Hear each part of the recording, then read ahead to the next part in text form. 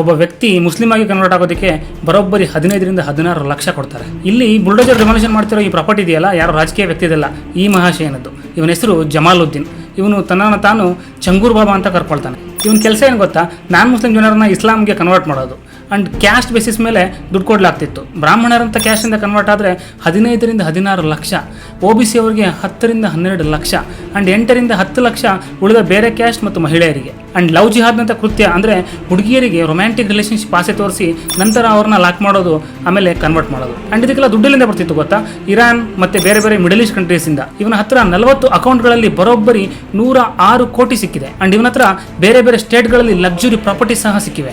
ಇವನ ಪ್ರಾಪರ್ಟೀಸ್ಗಳನ್ನು demolition ಮಾಡಲಾಗ್ತಿದೆ. And particular ಆಗಿ ಯಾವ ಸಂಸ್ಥೆಗಳಿಂದ ದುಡ್ಡು ಬರ್ತಿತ್ತು ಅನ್ನೋದಕ್ಕೆ ಇನ್ವೆಸ್ಟಿಗೇಷನ್ ನಡೀತಿದೆ. ಹೀಗೆ ಆದರೆ ನಾವುಗಳು ಮೆಜಾರಿಟೀಸಿಂದ ಮೈನಾರಿಟೀಸ್ಗೆ ಬರೋಕ್ಕೆ ತುಂಬ ಟೈಮ್ ಆಗಲ್ಲ.